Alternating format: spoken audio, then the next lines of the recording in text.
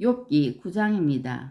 욥이 대답하여 이르되 진실로 내가 이 일이 그런 줄을 알거니와 인생이 어찌 하나님 앞에 의로우랴. 사람이 하나님께 변론하기를 좋아할지라도 천마디에 한마디도 대답하지 못하리라. 그는 마음이 지혜로우시고 힘이 강하시니 그를 거슬러 스스로 완악하게 행하고도 형통할 자가 누구이랴. 그가 진노하심으로 산을 무너뜨리시며 옮기실지라도 산이 깨닫지 못하며 그가 땅을 그 자리에서 움직이시니 그 기둥들이 흔들리도다. 그가 해를 명령하여 뜨지 못하게 하시며 별들을 가두시도다. 그가 홀로 하늘을 펴시며 바다 물결을 밟으시며 북두성과 삼성과 묘성과 남방의 밑씨를 만드셨으며 측량할 수 없는 큰 일을 셀 수 없는 기이한 일을 행하시느니라. 그가 내 앞으로 지나시나 내가 보지 못하며 그가 내 앞에서 움직이시나 내가 깨닫지 못하느니라. 하나님이 빼앗으시면 누가 막을 수 있으며 무엇을 하시나이까 하고 누가 물을 수 있으랴. 하나님이 진노를 돌이키지 아니하시나니 라합을 돕는 자들이 그 밑에 굴복하겠거든. 하물며 내가 감히 대답하겠으며 그 앞에서 무슨 말을 택하랴. 가령 내가 의로울지라도 대답하지 못하겠고 나를 심판하실 그에게 간구할 뿐이며 가령 내가 그를 부르므로 그가 내게 대답하셨을지라도 내 음성을 들으셨다고는 내가 믿지 아니하리라. 그가 폭풍으로 나를 치시고 까닭없이 내 상처를 깊게 하시며 나를 숨쉬지 못하게 하시며 괴로움을 내게 채우시는구나. 힘으로 말하면 그가 강하시고 심판으로 말하면 누가 그를 소환하겠느냐.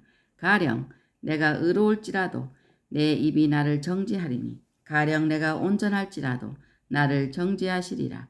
나는 온전하다마는 내가 나를 돌아보지 아니하고 내 생명을 천히 여기는구나. 일이 다 같은 것이라. 그러므로 나는 말하기를 하나님이 온전한 자나 악한 자나 멸망시킨다 하나니 갑자기 재난이 닥쳐 죽을지라도 무지한 자의 절망도 그가 비웃으시리라. 세상이 악인의 손에 넘어갔고 재판관의 얼굴도 가려졌나니 그렇게 되게 한 이가 그가 아니시면 누구랴.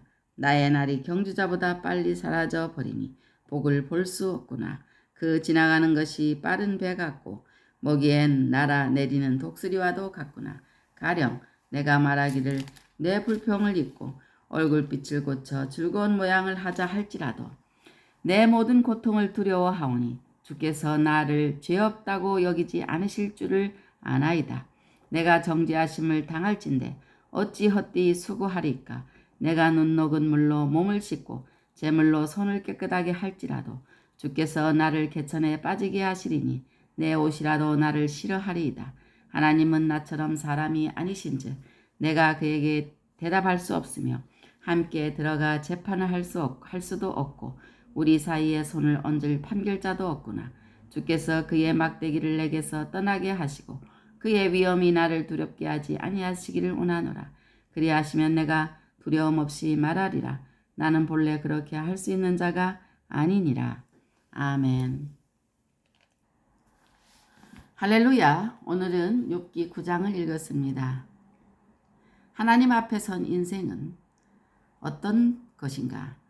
인생은 하나님 앞에 의롭지 못하고 인생은 하나님 앞에 따질 수 없고 완악한 인생은 형통함을 누리지 못합니다. 사람이 하나님의 형상대로 창조되었기 때문에 그 주어진 이성으로 하나님의 의에 대해서 어느 정도 짐작은 할 수 있어도 정작 무엇이 옳으냐 그르냐 하는 것에 절대적인 기준을 따진다는 것은 창조주의 생각일 수밖에 없으므로 피조물로서의 인간이 하나님 앞에서 옳고 그름을 논의할 수는 없는 것입니다. 그러므로 인간끼리는 옳고 그름에 대한 시시비비가 있을 수 있어도 하나님 앞에서는 자기의 의를 세울 수가 없고 하나님의 의에 대해서는 인생이 의롭다고 할 수 없는 것입니다. 그럼에도 불구하고 어리석은 인간은 창조주 하나님의 의를 모르고 자기 의를 세우려고 히스템이 내세우다, 유효하게 하다, 유효하다고 생각하다, 대항하다라는 히브리어 뜻입니다. 아니 헬라어 뜻입니다. 히브리어 뜻이 아니고 헬라어 말씀입니다. 자기의 의를 세우려고 힘써 하나님의 의에 복종하지 아니합니다. 인성이 교만함으로 부패하니 오르는 여호와께서 모든 인생을 살피시어서 하나님을 찾는 자가 있는가 보려 하신즉 다 치우쳐 함께 더러운 자가 되고 선을 행하는 의인은 하나도 없습니다. 다만 부패한 자기의 이성으로 잣대질하여 함부로 하나님 앞에 삿대질하고 있을 따름입니다. 인생은 다른 피조물에 비해서 위대하게 창조되기는 하였어도 그의 호흡은 코에 있어서 하나님 앞에서는 새말 가치조차 없는 흙으로 된 미약한 존재에 불과합니다.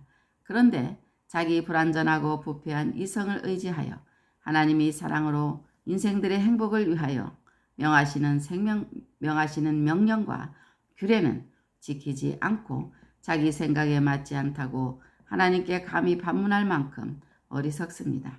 하나님이 인격 대우하시고 웬만하면 버려두시는 것을 알지 못하고 고집을 부리는 인생은 형통하지 못하는 것입니다. 하나님은 인생의 심판자 되십니다. 그는 의로우시고 강하신 심판자이시고 인생에게는 의와 순진함이 전혀 없고 인생은 심판자를 의식하고 살아야 합니다. 하나님은 사랑이십니다마는 그 사랑을 배반하는 자에게는 강하신 심판자이십니다. 이것은 하나님의 공의, 히브리어로 체데크라고 하는데 올바름, 의로움, 공정, 공평을 뜻합니다. 헬라어로는 디카이오시네라고 하는데 공정, 칭의, 의로움을 나타냅니다. 악을 행하여도 심판도 없고 아무런 제재도 없다면 그것은 인간의 판단으로도 공평하지 못한 것입니다. 그러므로 하나님의 사랑을 제대로 이해하려면 공의의 거울에 그 사랑을 비추어 볼 때 얼마나 그 사랑이 큰 사랑인가 하는 것을 깨달을 수 있는 것입니다. 그 공의를 실천하시는 것이 창조주의 기준에 따른 공정한 심판을 행하시는 것입니다.